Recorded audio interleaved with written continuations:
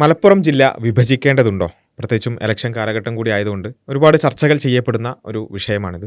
അപ്പോൾ ഈ ഒരു ചർച്ചയിൽ നമ്മളെ സംബന്ധിച്ചിടത്തോളം അത് വേണം, അങ്ങനെ ഒരു ജില്ലാ വിഭജനം വേണം എന്ന് ആവശ്യപ്പെടുന്ന ആളുകൾ എന്തു പറഞ്ഞുകൊണ്ടാണ് അത് ആവശ്യപ്പെടുന്നത് എന്നുള്ളത് നമുക്കെല്ലാവർക്കും അറിയാം. ഒരുപാട് സ്റ്റാറ്റിസ്റ്റിക്സ് മുന്നോട്ട് വെച്ചുകൊണ്ട് ഇന്ന കാരണങ്ങൾ കൊണ്ട്, ഭരണപരമായിട്ടുള്ള ഇന്ന എളുപ്പങ്ങൾക്ക് വേണ്ടിക്കൊണ്ട്, അതേപോലെ ജനസംഖ്യ, അതേപോലെ തന്നെ അങ്ങനെയുള്ള ഒരുപാട് കാര്യങ്ങൾ മുൻനിർത്തിക്കൊണ്ടാണ് അവർ ജില്ലാ വിഭജനത്തെ സൂചിപ്പിക്കാറുള്ളത്.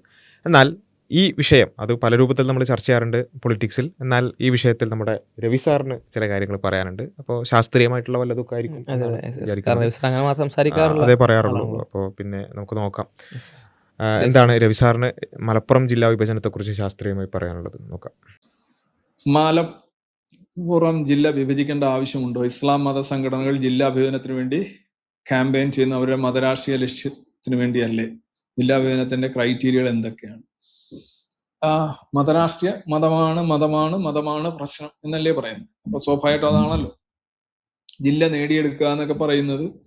ഒരു ജില്ല എന്ന് പറയുമ്പോൾ കുറച്ചുകൂടെ ഭരണ സൗകര്യം, ഒരു കളക്ടറേറ്റ്, ഇതിനെ കൂടുതൽ സംഗതികൾ അങ്ങനെയൊക്കെയാണ് ഉദ്ദേശിക്കുന്നത്. കൂടുതൽ ഇത് മലപ്പുറം ജില്ല രണ്ടാക്കണം എന്ന് ചോദിക്കുന്നത്, ഒന്ന് ഒരു ജില്ല എങ്ങനെ വരണം എന്നുള്ളതിന്റെ മാനദണ്ഡങ്ങൾക്കനുസരിച്ചാണെങ്കിൽ ഓക്കെ, ലൈക്ക് മാനദണ്ഡങ്ങൾ നിങ്ങൾ ഫിക്സ് ചെയ്യുക, ഇത്ര ജനസംഖ്യ, ഇത്ര ഏരിയ, റിസോഴ്സസിന്റെ ബഡ്ജറ്റ്, ഇങ്ങനെയൊക്കെയുള്ള കുറെ കാര്യങ്ങൾ, ക്രൈറ്റീരിയ ഉണ്ടാവും. കേരളത്തിൽ ഇപ്പൊ അതിനൊരു ഫിക്സഡ് ക്രൈറ്റീരിയ ഉള്ളതായിട്ട് എനിക്ക് തോന്നുന്നില്ല. കാരണം കേരളത്തിൽ ഞാനൊക്കെ പഠിക്കുന്ന കാലഘട്ടത്തില് സാറിന്റെ ചെറുപ്പ കാലഘട്ടത്തിലേക്ക് അദ്ദേഹം ശരി. ഒന്നാമത്തത് അത് ഒരു വിഷയം വരെയാണ്. ആ വിഷയത്തില് മൂപ്പര് എത്ര പെട്ടെന്നാണ് ഡൈവേർട്ട് ചെയ്യുന്നത് എന്നുള്ളതാണ് ഏറ്റവും പ്രധാനപ്പെട്ടത്. മൂപ്പര ഫാൻസിന്റെ ചോദ്യമേ അതാണ്, മലപ്പുറം ജില്ല വിഭജിക്കേണ്ട ആവശ്യമുണ്ടോ ഫസ്റ്റ്. പിന്നെ സെക്കൻഡ് പറഞ്ഞാൽ ഇസ്ലാം മത സംഘടനകൾ, അവരുടെ രാഷ്ട്രീയ ലക്ഷ്യം, അവരുടെ ക്യാമ്പയിൻ, അതിലേക്ക് നേരെ ചോദ്യം പോവാണ്. സാറും ക്രൈറ്റീരിയ ചോദിക്കുന്നത്. അപ്പൊ ഇതില് കുറച്ചൊരു ആത്മാർത്ഥതയുള്ള അല്ലെങ്കിൽ എന്തെങ്കിലും ഒരു സത്യസന്ധതയുള്ള ഒരാളാണെങ്കിൽ ഒരു വിഷയം വന്നാൽ എങ്ങനെയാണ് അതിനെ കൈകാര്യം ചെയ്യേണ്ടത്? മലപ്പുറം ജില്ലാ വിഭജനം, ഓക്കെ, അത് ഒന്നുകിൽ നമുക്ക് ഇങ്ങനെ ഒരു പൊസിഷൻ എടുക്കാം. മലപ്പുറം ജില്ലാ വിഭജനവുമായി ബന്ധപ്പെട്ടിട്ടുള്ള ഈ കാര്യങ്ങൾ അത് ആവശ്യമില്ലാത്തൊരു കാര്യമാണ്. കാരണം ഭൗതികമായി നോക്കുകയാണെന്നുണ്ടെങ്കിൽ ഒരു ജില്ല വിഭജിക്കേണ്ട ഒരു സാഹചര്യം ഇപ്പോഴില്ല. അതുകൊണ്ട് എന്താണ് സ്വാഭാവികമായിട്ടും ഈ മുസ്ലിങ്ങളുടെ പിന്നെ അവരുടെ പൊളിറ്റിക്കൽ ലക്ഷ്യമാണെന്നൊക്കെ വേണമെങ്കിൽ പറയാം. ഇനി അതല്ലെങ്കിൽ സാഹചര്യം ഉണ്ടെങ്കിൽ അത് പറയാം. ഇത് രണ്ടും ചെയ്യാതെ ഇയാൾ പെട്ടെന്ന് തന്നെ എന്ത് ചെയ്യുക, മതമാണ്. അത് ഏത് വിഷയത്തിലാണ്? മലപ്പുറം ജില്ലയുടെ വിഷയത്തിൽ, മലപ്പുറം ജില്ലാ വിഭജനത്തിന്റെ വിഷയത്തിൽ മതമാണ് പ്രശ്നം ആരെങ്കിലും പറഞ്ഞിട്ടുണ്ടോ? അല്ല, ഒരാളെങ്കിലും ഇപ്പൊ ഒരു മുസ്ലിങ്ങളുടെ പ്രശ്നമായിട്ട് അവതരിപ്പിച്ചിട്ടുണ്ടോ? അല്ലെങ്കിൽ രാഷ്ട്രീയമായിട്ട് അവതരിപ്പിക്കാൻ പറ്റുമോ? അതെ, എവിടുന്ന ഈ ഡയലോഗ് വന്നത്? ഈ മതമാണ് പ്രശ്നം എന്നുള്ളത് വന്നത് വഖഫുമായി ബന്ധപ്പെട്ടുകൊണ്ടുള്ളതാണ്.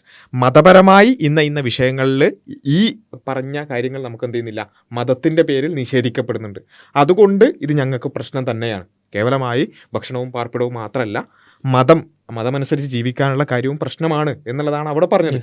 ആ സാധനം ഔട്ട് ഓഫ് കോണ്ടെക്സ്റ്റിൽ പല ആൾക്കാരും ഉപയോഗിക്കുന്നുണ്ട്. അത് പോട്ടെ, അത് ഉപയോഗിക്കുന്നത്. പക്ഷേ ഈ മലപ്പുറം ജില്ലാ വിഭജനത്തിന്റെ വിഷയത്തിൽ ഇത് എവിടെ വന്നത്? അത് മാത്രമല്ല, ഇപ്പോൾ നമ്മൾ ഈ കേരളത്തിൽ ഏത് ജില്ലകൾ എടുത്തു നോക്കിയാലും ഏതെങ്കിലും ഒരു മതത്തിന് ഭൂരിപക്ഷം ഉണ്ടാവും. അങ്ങനെ ഭൂരിപക്ഷം ഇല്ലാത്ത 33.333% എല്ലാ മതങ്ങൾക്കുള്ളൊരു ജില്ലയില്ല. അപ്പം ആ ജില്ലകളിൽ ഏതെങ്കിലും ഒരു ജില്ലയുടെ വിഷയം വരുമ്പോൾ അവിടെ മതമാണ് പ്രശ്നം ആരെങ്കിലും പറയുന്നുണ്ടോ? ഇപ്പോൾ കോട്ടയത്തോ അല്ലെങ്കിൽ കൊല്ലത്തോ ആ തെക്ക് ഭാഗത്തേക്ക് പോകുന്ന സമയത്ത് ക്രൈസ്തവ പ്രശ്നമായിട്ട് ഇതിനെ ആരെങ്കിലും അവതരിപ്പിക്കുന്നുണ്ടോ? അല്ലെങ്കിൽ ഈ കുറച്ചും കൂടി ഹൈന്ദവ ഭൂരിപക്ഷമുള്ള ജില്ലകളാണ് കൂടുതലുള്ളത്, അതൊരു ഹൈന്ദവ പ്രശ്നമായിട്ട് ആരെങ്കിലും അവതരിപ്പിക്കുന്നുണ്ടോ? ഇത് മലപ്പുറം ജില്ലയുടെ വിഷയം വരുമ്പോൾ മുപ്പര് ക്രൈറ്റീരിയ അല്ലെങ്കിൽ മാനദണ്ഡത്തിലേക്ക് അടക്കുന്നതിന് മുമ്പ് പറയുന്നതാണ് മതമാണ് പ്രശ്നം, കുറെ കൂടുതൽ കിട്ടാനാണ്, കളക്ടറേറ്റ് കിട്ടാനാണ്. അത് മുസ്ലിങ്ങളോട് ഒരു കാര്യം ഉന്നയിക്കുമ്പോഴേക്ക് ഒരു ജില്ലക്കാര്, അതില് മലപ്പുറത്ത് എല്ലാരും ഉണ്ട്, അതില് ഇവിടെ ഉന്നയിക്കുന്ന ആളുകൾ മുസ്ലിങ്ങളാണെന്നുള്ളതുകൊണ്ട് മുസ്ലിങ്ങൾ കുറച്ച് കൂടുതലായി പോയി എന്നുള്ളത് മാത്രമാണ്. ഇനി രണ്ടാമത്തെ പറഞ്ഞത് പിന്നെ എന്താ പറയുക, ഭരണപരമായ അല്ലെങ്കിൽ ഏതെങ്കിലും തരത്തിലുള്ള ആവശ്യങ്ങൾക്ക് വേണ്ടിയാണെങ്കിൽ ഓക്കെ, അപ്പൊ അതല്ലേ പറയേണ്ടത്? ചോദ്യത്തിന് മറുപടി അതല്ലേ പ്രൈമറി ആൻഡ് ഏക കൺസേൺ ആയിട്ട് മാറണം, അത് മാത്രമാണ്. അപ്പോൾ ഈ വിഷയത്തിൽ ഒരു മറുപടി പറയുമ്പോൾ എന്താ ശരിക്കും ഒന്നുകിൽ അറിയില്ല എന്ന് പറയാം. ഓക്കെ, അറിയാത്ത വിഷയമാണെങ്കിൽ മലപ്പുറം ജില്ലയിൽ അത് വിഭജിക്കാൻ വേണ്ടതായ രൂപത്തിലുള്ള ക്രൈറ്റീരിയാസ് എത്തിയിട്ടില്ലേ, അത് ഞാൻ നോക്കിയിട്ടില്ല, അറിയില്ല എന്ന് വേണമെങ്കിൽ പറയാം. അല്ലെങ്കിൽ എത്തിയിട്ടുണ്ട്, ഇല്ല എന്നുള്ളത് പറയും. ഇത് രണ്ടും ഇല്ലാതെ ആദ്യം മതത്തെ കണ്ട് പറയാം, എന്നിട്ട് പിന്നെ എനിക്ക് അത് ക്രൈറ്റീരിയ ഉണ്ടെങ്കിൽ ഓക്കെ. അപ്പോൾ ശരി, നോക്കാം എന്താണ് ഈ പറഞ്ഞ ക്രൈറ്റീരിയകൾ, മലപ്പുറം ജില്ലയുമായി ബന്ധപ്പെട്ടുകൊണ്ട് അവിടെ ഉന്നയിക്കപ്പെടുന്ന ക്രൈറ്റീരിയകൾ എന്തൊക്കെയാണ്. മതം ഞങ്ങൾക്ക് കുറച്ച് മതത്തിന് വേണ്ടിയിട്ട് കുറച്ച് ജില്ല വേണം എന്നുള്ളതാണോ, എന്താണ് ആ ക്രൈറ്റീരിയ? ഇപ്പോൾ ഫോർ എക്സാമ്പിൾ നമ്മൾ ജനസംഖ്യ മാത്രം എടുക്കുകയാണെങ്കിൽ ഇപ്പോൾ ജനസംഖ്യ, ഏരിയ, അതേപോലെ തന്നെ ഭരണപരമായിട്ടുള്ള താലൂക്ക് പോലത്തെ ഡിവിഷൻസ് ആണ് പ്രൈമറി ആയിട്ട് നമ്മൾ നോർമലി കൺസിഡർ ചെയ്യുക. ശരിയാണ് പറഞ്ഞ പോലെ തന്നെ മറ്റേ വേറെ ഫിക്സ്ഡ് ആയിട്ടുള്ള ലോ ആയി നോമൊന്നുമില്ല. ഇനി ഇത് കൺസിഡർ ചെയ്യുമ്പോൾ ഏത് ക്രൈറ്റീരിയ വെച്ച് നോക്കിയാലും മലപ്പുറം ജില്ല ഡിവൈഡ് ചെയ്യാൻ അല്ലെങ്കിൽ 2 or 3 ഒക്കെ ആയിട്ട് ഭാഗിക്കാൻ പോലും യോഗ്യമാണെന്ന് നമുക്ക് ബോധ്യപ്പെടും വിധം ഏറ്റവും കുറഞ്ഞത് 2 ഭാഗമെങ്കിലും ആക്കണം.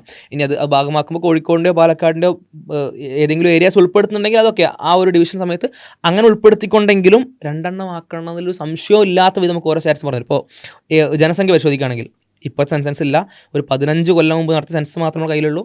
അതിൽ വരെ മലപ്പുറത്തിൻ്റെ ജനസംഖ്യ എന്ന് പറഞ്ഞാൽ 41 ലക്ഷമാണ്. ഇന്ന് സ്വാഭാവികമായിട്ടും 3.5 കോടിയിൽ നിന്ന് 4.5 കോടിയിലേക്ക് എത്തിയിരിക്കുന്നു എന്നാണ് അനുമാനങ്ങളുള്ളത്. ദാറ്റ് മീൻസ് അതിനർത്ഥം 40 ലക്ഷം എങ്ങനെയൊരു 50 ലക്ഷം പ്ലസ് ആയിട്ടുണ്ടാവും നമുക്ക് മനസ്സിലാക്കാൻ പറ്റുക. 3.5 കോടി 4.5 കോടി ആയിട്ടുണ്ടെങ്കിൽ മലപ്പുറം 40 ലക്ഷം എന്നുള്ളത് 50 ലക്ഷം ആയിട്ടുണ്ടാവുമല്ലോ. ഇനി അത് നമുക്ക് വിടാം, 2011 കണക്ക് മാത്രം എടുക്കാം. 2026 എത്തിയിട്ടില്ല എന്ന് വിചാരിക്കാം, 15 കൊല്ലം പിന്നിലാണ് നമ്മളെന്ന് വിചാരിക്കാം, ഒക്കെ ഒഴിവാക്കാം. ഈ 15 കൊല്ലത്തെ പ്രസവങ്ങൾ മൊത്തം നമ്മൾ ക്യാൻസൽ ചെയ്ത് ആണല്ലോ. കുറെ ആൾക്കാർ പ്രശ്നത്താണ് മലപ്പുറം ജില്ല വിഭജിക്കുമ്പോൾ പ്രസവമാണ് പ്രശ്നം. പ്രസവം നമുക്ക് ഒഴിവാക്കാം, പ്രസവം എന്നുള്ള ക്രൈറ്റീരിയ കൂടെ ഒഴിവാക്കിയിട്ട് 15 വർഷം മുമ്പുള്ള കണക്ക് മാത്രം നോക്കാം. അങ്ങനെയാണെങ്കിൽ 41 ലക്ഷത്തിന് ഒരു ജില്ല. ഇനി നമ്മൾ തെക്കൻ ഭാഗത്തേക്ക് പോകുമ്പോൾ ഇപ്പോൾ മലപ്പുറം ജില്ലയെ പരിഗണിക്കാതെ വേറെ കുറച്ച് ജില്ല ഭരിച്ചാൽ നമുക്ക് കോട്ടയത്തിൻ്റെ ജനസംഖ്യ അന്ന് 19,75,000 സംതിങ് ആണ്. അതേപോലെ തന്നെ പത്തനംതിട്ട 11 ലക്ഷമാണ്, അല്ലെങ്കിൽ 12 ലക്ഷത്തോളമാണ്. ഇടുക്കി ജില്ല 11 ലക്ഷമാണ്. ഇത് നമ്മൾ മൊത്തത്തിൽ കൂട്ടുമ്പോൾ ഒരു 42 ലക്ഷത്തിലധികം വരിക. 3 ജില്ലകളാണ്. ഇടുക്കി എന്ന് പറഞ്ഞാൽ കേരളത്തിൽ നിലവിൽ ഏറ്റവും കൂടുതൽ വിസ്തൃതിയുള്ള ഏരിയ കൊണ്ട് ഏറ്റവും വലിയ ജില്ല. ആ ജില്ല തന്നെ മലപ്പുറം ജില്ലയേക്കാൾ വലിയ ജില്ലയാണ്. ആ ഒരു ജില്ല, പത്തനംതിട്ട, കോട്ടയം, പ്രധാനപ്പെട്ട 2 ജില്ലകൾ. ഈ 3 ജില്ലകളും കൂടി കൂട്ടി വെച്ചാൽ 42 ലക്ഷത്തേക്കാൾ അധികം മാത്രമേ ജനസംഖ്യ വരുന്നുള്ളൂ. ഈ മലപ്പുറം ജില്ലയിലെ ജനസംഖ്യയോ 41 ലക്ഷം. എന്തിനാ വിഭജിക്കുന്നത്? എന്തിനാ ഒരു കളക്ടറേറ്റ് കൂടുതൽ വരുമ്പോൾ എന്താ അവിടുത്തെ ഒരു ടെൻഷൻ? ഇവിടെ 3 കളക്ടറേറ്റുകളുണ്ട്. ഇനി ഈ 3 ജില്ലകളിലും കൂടെ ആയി 17 അധികം താലൂക്ക് വരുന്നുണ്ട്. ഇവിടെ മലപ്പുറം ജില്ലയിൽ മാത്രം വരുന്ന 7 താലൂക്കാണ്. 42 ലക്ഷത്തിന് 7 താലൂക്ക് വരുമ്പോൾ അവിടെ 17 താലൂക്കുകളോളം വരുന്നു ഈ 3 ജില്ലകളിലും കൂടി 42 ലക്ഷം ജനങ്ങൾക്ക്. അപ്പോൾ ഇവിടുത്തെ ജനങ്ങൾക്ക് വിലയല്ലേ? അല്ലെങ്കിൽ ഇവിടുത്തെ ജനങ്ങൾ ഈ അധികാരം, ഇപ്പോൾ ഒരു കളക്ടറേറ്റ് 42 ലക്ഷത്തെ പരിഗണിക്കുക എന്ന് പറയുമ്പോൾ സ്വാഭാവികമായിട്ടും അവർക്ക് ലഭിക്കേണ്ട പല അവകാശങ്ങളും ലഭിക്കാതിരിക്കും. അതേപോലെ തന്നെ 7 സ്വാഭാവികമായിട്ടും ഇതില് ശരിക്കും ഒറ്റ കാര്യം, ഈ കണക്കുകളൊക്കെ പറയുമ്പോൾ നമ്മൾ മനസ്സിലാക്കേണ്ടത് ഈ ജില്ലാ വിഭജനം എന്ന് പറഞ്ഞാൽ നമ്മൾ മുമ്പ് പറഞ്ഞിട്ട് രാജ്യം വിഭജിക്കുന്ന പോലെ അങ്ങോട്ട് പോകുന്നല്ല, വിഭജിച്ചിട്ട് അവരങ്ങോട്ട് വേറെ രാജ്യം പോകുന്നതല്ല.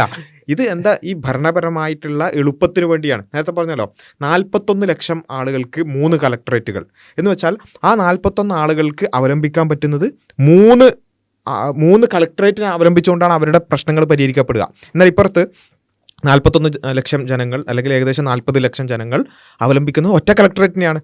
അപ്പോൾ ഇവിടെ ഈ 40 ലക്ഷം ആളുകൾ എന്ന് വെച്ചാൽ മലപ്പുറത്തുള്ള ആളുകൾക്ക് അവരുടെ കാര്യങ്ങൾ നടപ്പിലാക്കാൻ ഒരുപാട് താമസം വരും. അതേപോലെ തന്നെ മറ്റിടത്ത് 17ഓളം താലൂക്കുകളാണെങ്കിൽ ഇവിടെ 7. അപ്പോൾ അത്രത്തോളം ഈ ഭരണപരമായി ലഭിക്കേണ്ടുന്ന അവകാശങ്ങൾ, അത് നടപ്പിലാക്കുന്നതിൻ്റെ സ്പീഡ്, ഇങ്ങനെയുള്ള കാര്യങ്ങളൊക്കെ സ്വാഭാവികമായും മലപ്പുറത്തുള്ള ആളുകൾക്ക് എന്ത് ചെയ്യും, പിന്നോട്ട് പോകും. ഇത് ഒന്ന് എളുപ്പത്തിലാകാൻ, കുറച്ചുകൂടി സ്പീഡാവാൻ എന്ത് ചെയ്യണം, 2 കളക്ടറേറ്റ് വരികയാണെന്നുണ്ടെങ്കിൽ അപ്പോൾ എന്ത് ചെയ്യും, ഇത് രണ്ടും വിഭജിച്ച് ആ ജനങ്ങൾക്ക് കുറച്ചുകൂടി എളുപ്പമാവും. ഇത് മാത്രമാണ് സംഭവിക്കുക. ജില്ലാ വിഭജനം എന്ന് പറഞ്ഞാൽ അത് വളരെ എന്താ പറയുക, നമുക്ക് എവിടുന്നാണ് ഏത് ജില്ലയാണ് തുടങ്ങുന്നത് പോലും അറിയാൻ പറ്റാത്ത രൂപത്തിൽ അത്ര ഒരു ബോർഡ് വരും ചിലപ്പോൾ, അത്രേ ഉള്ളൂ. അതിനപ്പുറത്തേക്ക് ഒരു കാര്യം സംഭവിക്കുന്നില്ല എന്നുള്ളതാണ്. ഇപ്പോൾ താലൂക്കിന്റെ കാര്യം പരിശോധിക്കുമ്പോൾ നമുക്ക് വേറെ, ഇപ്പോൾ മലപ്പുറം ജില്ലയിൽ 5.8 ലക്ഷം, 6 ലക്ഷത്തോളമാണ് ഒരു താലൂക്കിന്റെ ഇടയിൽ ആവറേജ് ആയിട്ട് ജനസംഖ്യ വരിക. അതേ സമയത്ത് പത്തനംതിട്ട ജില്ലയിൽ 2 ലക്ഷമാണ്. 3 ഇരട്ടിയാണ് വ്യത്യാസം. ആലോചിച്ച് നോക്കണം നമ്മൾ. അതായത് 6 താലൂക്കുണ്ട്, അവിടെ 12 ലക്ഷം ജനങ്ങളേ ഉള്ളൂ. ഇവിടെ 41 ലക്ഷം, 7 താലൂക്ക്. ഇത് ശരിക്കും മലപ്പുറം അല്ലെങ്കിൽ ഈ ജില്ലകൾ മാത്രമല്ല, അപ്പോൾ മലബാറിലേക്ക് വരുമ്പോൾ കുറച്ചും കൂടെ നമുക്ക് ആ പ്രശ്നം സീവിയറായിട്ട് തോന്നും. മലബാറിൽ മാത്രമല്ല കേട്ടോ, ഇപ്പോൾ തിരുവനന്തപുരം ശരിക്ക് ഇത് വളരെ നോർമൽ, ശരിക്കും ഒരുപാട് ജില്ലയെ പറ്റി നമ്മൾ ശരിക്കും പറയേണ്ട കൺസേൺ ആണ്. ശരിക്കും തിരുവനന്തപുരം ജില്ല വിഭജിക്കേണ്ട ജില്ലയാണ്. എന്താണോ മലപ്പുറത്തുള്ളത് അതിനോട് സിമിലർ ആയിട്ടുള്ള പ്രശ്നം അവിടെ വിവരിക്കുന്നുണ്ട്. 33 ലക്ഷമാണ് ജനസംഖ്യ. 33 ലക്ഷത്തിന് ഒരു ഐ തിങ്ക് 6 or 7 താലൂക്ക് അവിടെ ഉള്ളൂ. മാത്രമല്ല ഒരു വിസ്തൃതി കുറവുണ്ട്. സോ സ്വാഭാവികമായിട്ട് കുറച്ചും കൂടി വികേന്ദ്രീകരണം നടക്കേണ്ട ഒരു സ്ഥലമാണ്. പക്ഷേ കുറച്ചും കൂടി സെക്രട്ടേറിയറ്റ് ഉള്ള സ്ഥലമായതുകൊണ്ട് ഭരണരംഗം കുറച്ചുകൂടി ഓർഗനൈസ്ഡ് ആണെന്നുള്ളതുകൊണ്ട് മലപ്പുറം അനുഭവിക്കുന്ന അത്ര സീവിയർ ആയിട്ടുള്ള പ്രശ്നം അനുഭവിക്കുന്നില്ല. പക്ഷേ എങ്കിലും തിരുവനന്തപുരം പോലത്തെ ജില്ല പോലും വിഭജിക്കേണ്ട ഒരു ആവശ്യം നോർമലായിട്ട് റേസ് ചെയ്യാവുന്നതാണ്. അതുകൊണ്ട് ആർക്കും ഒരു പരാതി ഉണ്ടാവേണ്ടതില്ല, അതുകൊണ്ട് ആരും ആശങ്കപ്പെടേണ്ടതില്ല. കുറച്ചുകൂടി ഭരണരംഗം കുറച്ചുകൂടി കൃത്യമായി നടക്കും, കുറച്ചുകൂടി സ്ട്രക്ചേർഡായി വ്യവസ്ഥയോട് മുന്നോട്ട് പോകുന്നതാണ്. പക്ഷേ ഇത് പല ജില്ലകൾക്ക് പ്രശ്നമുണ്ടെങ്കിൽ പോലും മലബാറിലേക്ക് വരുമ്പോൾ കുറച്ചുകൂടി സീവറായിട്ട് നമുക്ക് ഫീൽ ചെയ്യും. ഇപ്പോൾ കണ്ണൂരും കോഴിക്കോടൊക്കെ ശരിക്കും ഇതിൻ്റെ വലിയ രീതിയിലുള്ള പ്രയാസം അനുഭവിക്കുന്ന ജില്ലകളാണ്. അപ്പോൾ കോഴിക്കോടാണ് ഏറ്റവും കുറവ് താലൂക്ക് കേരളത്തിലുള്ള ജില്ല. 4 താലൂക്കുകളാണ് കോഴിക്കോട് ജില്ലയിലുള്ളത്. 4 താലൂക്ക്, ജനസംഖ്യ എന്ന് പറഞ്ഞാൽ 28 ലക്ഷമാണ്. 28 ലക്ഷം ജനങ്ങൾക്ക് 4 താലൂക്ക്. അഥവാ ഇപ്പോൾ മലപ്പുറത്തേക്കാൾ പ്രയാസമാണ് അടുത്ത കണ്ടീഷൻ. മലപ്പുറം ജില്ലയിൽ ഒരു താലൂക്കിനാണെങ്കിൽ 5.8 ലക്ഷമാണ് ആവറേജ് വരികയെങ്കിൽ കോഴിക്കോട് ജില്ലയിൽ 7 ലക്ഷമാണ് ഒരു താലൂക്കിനിടയിൽ ആവറേജായിട്ട് ജനങ്ങൾ വരിക. ദാറ്റ് മീൻസ് ആ ഭരണരംഗം എത്രത്തോളം പ്രയാസമാവുന്നത് ആലോചിച്ച് വെക്കുക.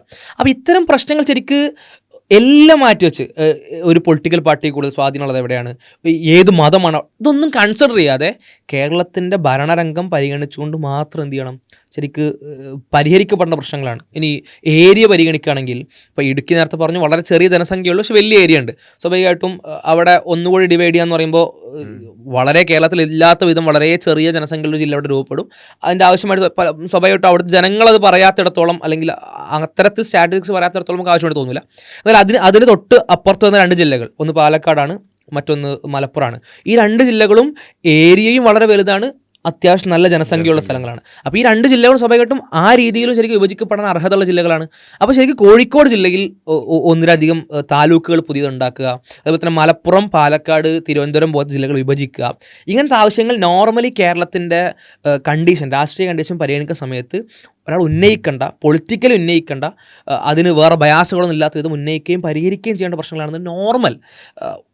ഇത്തരത്തിൽ ഒരു പ്രത്യേക ടൈപ്പ് ഓഫ് ബയാസിൽ മാത്രം എല്ലാ കാര്യങ്ങളും നോക്കിക്കാണുന്ന ടൈപ്പ് ഓഫ് ചിന്തിക്കുന്ന ആളുകളല്ലാത്ത ബാക്കി എല്ലാവർക്കും നോർമലി അനുഭവപ്പെടുന്ന ഒരു കാര്യമാണ്, അത്തരത്തിൽ പരിഹരിക്കപ്പെടേണ്ട കാര്യമാണെന്നുള്ളതാണ്.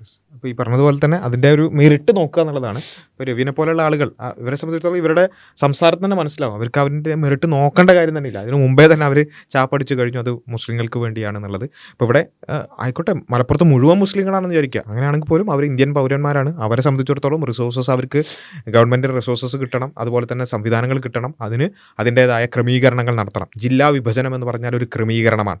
ആ ക്രമീകരണത്തിന് അർഹതയുണ്ടോ, അല്ലെങ്കിൽ അവിടെ അത്തരത്തിലുള്ള ക്രൈറ്റീരിയാസ് മീറ്റ് ചെയ്യുന്നുണ്ടോ, മറ്റ് ജില്ലകളായിട്ട് കമ്പയർ ചെയ്യുമ്പോൾ ഇവിടെ മാത്രമായിട്ട് എന്തെങ്കിലും പ്രശ്നങ്ങളുണ്ടോ, മലബാർ സൈഡിൽ മാത്രമായിട്ട് എന്തെങ്കിലും പ്രശ്നങ്ങളുണ്ടോ, ഇത് നമ്മൾ നോക്കുക. വസ്തുനിഷ്ഠമായിട്ട് ആർക്ക് നോക്കിയാലും, അതുകൊണ്ടാണ് ഇത് ഇപ്പോൾ ആർക്കും ഇതിനെ നിഷേധിക്കാൻ പറ്റാത്തത്, ആർക്ക് നോക്കിയാലും വളരെ വ്യക്തമായി മനസ്സിലാവുന്ന കണക്കുകളാണ് ഈ പറഞ്ഞത്. അപ്പോൾ ഇനി പ്രത്യേകിച്ചും ഈ ഒരു ഇലക്ഷൻ കാലഘട്ടം ആയതുകൊണ്ട് നമ്മൾ ഓരോരുത്തരും നമ്മൾ വെറുതെ വോട്ട് ചെയ്താൽ മാത്രം പോരാ, മറിച്ച് പ്രത്യേകിച്ചും മലപ്പുറം മലബാർ ഭാഗത്തുള്ള ആളുകൾ നിങ്ങൾക്ക് ഈ പറഞ്ഞ താലൂക്ക്, പിന്നെ അതേപോലെ തന്നെ ഈ ജില്ലയുമായി ബന്ധപ്പെട്ടിട്ടുള്ള കാര്യങ്ങൾ, റിസോഴ്സസ് കിട്ടുന്നിടത്തുള്ള പ്രശ്നങ്ങൾ, ഇത് കൃത്യമായി മനസ്സിലാക്കുകയും അത് നിങ്ങളോട് വോട്ട് ചോദിച്ചു വരുന്ന രാഷ്ട്രീയക്കാരോട് കൃത്യമായി കൺവേ ചെയ്യുകയും ചെയ്യണം. ആ ഉറപ്പുകൾ അങ്ങനെ തന്നെയാണ് ജനാധിപത്യം മുന്നോട്ട് പോവുക.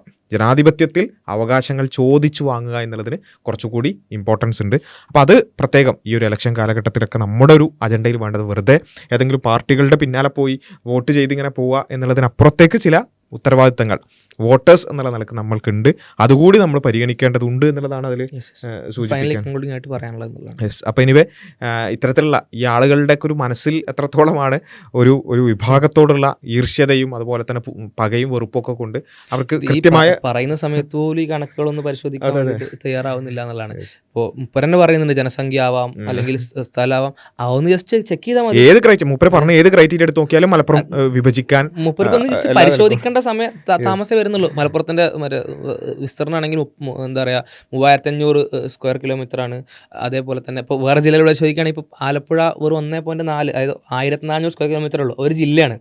ആ 1400 സ്ക്വയർ കിലോമീറ്ററാണ് നേരത്തെ പറഞ്ഞ 6 താലൂക്ക്. ഇവിടെ 3500 സ്ക്വയർ കിലോമീറ്ററിനാണ് വെറും 7 താലൂക്കുള്ളത്. അതേപോലെ തന്നെ പാലക്കാട് വെറും 4800 സ്ക്വയർ കിലോമീറ്ററിനാണ് 7 താലൂക്കുള്ളത്. അപ്പോൾ പല ജില്ലകളിലും ആ ഒരു ഡിമാൻഡ് റൈസ് ചെയ്യാവുന്നതാണെന്നുള്ള ജസ്റ്റ് ഒന്ന് ഒരു 2-3 AI പ്രോംപ്റ്റുകൾ കൊണ്ട് കിട്ടുന്ന ഉത്തരവേ ഉള്ളൂ. പക്ഷെ അത് പരിശോധിക്കില്ല. അതിനപ്പുറത്തേക്കുള്ള ഒരു വംശീയ മനസ്സുകൂടി നമ്മൾ പരിശോധിക്കേണ്ടതുണ്ട്. ഇപ്പോൾ ഒരു കോട്ടയം ജില്ല വിഭജിക്കണം, അല്ലെങ്കിൽ നേരത്തെ പറഞ്ഞല്ലോ തിരുവനന്തപുരം ജില്ല വിഭജിക്കണം എന്ന് പറഞ്ഞാൽ നമ്മളത് ആലോചിക്കുക, തിരുവനന്തപുരത്ത് അതിന് ക്രൈറ്റീരിയാസ് ഉണ്ടോ എന്ന് നമ്മൾ ആലോചിക്കുള്ളൂ. പക്ഷെ മലപ്പുറം വരുമ്പോൾ മാത്രം എന്താ അങ്ങനെ ഒരു ഇടങ്ങേറ്, അതാണ് ചോദിക്കാനുള്ളത്. അവിടെ ആ ഒരു വംശീയത നമ്മൾ മാറ്റണം, ആ ഒരു വർഗീയ ചിന്ത നമ്മൾ മാറ്റണം. പിന്നെ തിരുവനന്തപുരത്ത് ഹിന്ദുക്കളാണ് കൂടുതൽ എങ്കിൽ അവിടെ ഹിന്ദുക്കൾക്ക് വേണ്ടിയുള്ളൊരു വിഭജനമൊന്നുമല്ല. തിരുവനന്തപുരത്ത് അതിന് ക്രൈറ്റീരിയാസ് ഉണ്ട് എങ്കിൽ അത് ഈ കളക്ടറേറ്റിൽ ഒരു കളക്ടർ വരാറുള്ളത് അവിടുത്തെ ഭൂരിപക്ഷം മതത്തിനനുസരിച്ചാണ് കളക്ടർ വരിക.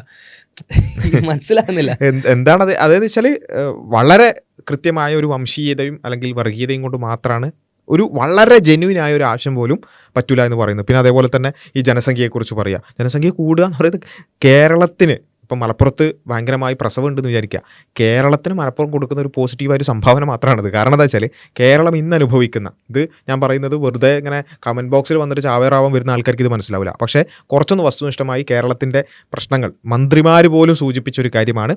കേരളത്തിൻ്റെ ഫെർട്ടിലിറ്റി റേറ്റ് എന്ന് പറയുന്നത് റീപ്ലേസ്മെൻറ്റ് ലെവൽ ഫെർട്ടിലിറ്റിയിലേക്ക് 2.1 എത്തുന്നില്ല, 1.8 1.7 എത്തുന്നു. നമ്മൾ തന്നെ ഒന്നിലധികം വീഡിയോകൾ ചെയ്തിട്ടുണ്ട് കേരളത്തിന് പ്രായമാകുന്നു. കേരളം അപ്പോൾ ജപ്പാൻ എന്ന് പറയുന്ന രാജ്യം തകരാൻ പോകുന്നു എന്നൊക്കെയുള്ള ചർച്ചകൾ ഉണ്ടാവുമല്ലോ. അതേപോലെ കേരളവും കുറച്ച് കഴിയുമ്പോൾ അത് ഒരു തകർച്ചയുടെ വക്കിലേക്കാണ്, ഇവിടുത്തെ എക്കോണമിയെ ബാധിക്കും. അതുകൊണ്ട് ഇവിടെ കൂടുതൽ കുട്ടികൾ ഉണ്ടാവേണ്ടതുണ്ട് എന്നുള്ളത് മന്ത്രിമാർ പറയുന്ന കാര്യമാണ്. അതായത് 10 ദമ്പതികൾക്ക് 21 കുട്ടികളെങ്കിലും ഉണ്ടെങ്കിലേ കേരളത്തിൽ മുന്നോട്ട് പോകാൻ പറ്റുള്ളൂ.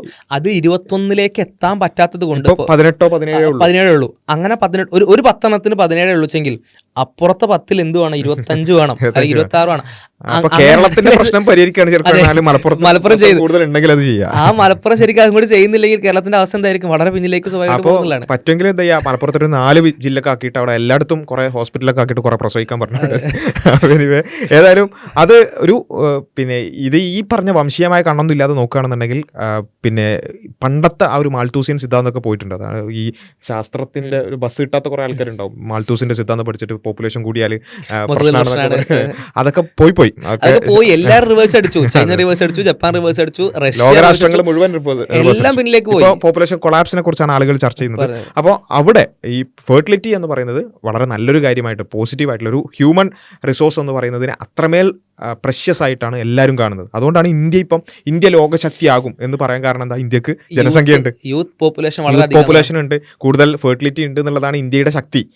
എന്തുകൊണ്ട് ചൈന പിന്നോട്ട് പോകുന്നു പറയുന്നു, ചൈനക്ക് ഫെർട്ടിലിറ്റി റേറ്റ് കുറവാണ്. അപ്പോൾ അങ്ങനെ ഫെർട്ടിലിറ്റി ജോലി എടുക്കാനുള്ള ആളുകളല്ല, കെയർ ചെയ്യപ്പെടാൻ സെർവ് ചെയ്യപ്പെടേണ്ട ആളുകൾ, ഏജ്ഡ് ആയിട്ടുള്ള ആളുകളാണ് അവിടെ കൂടുതൽ.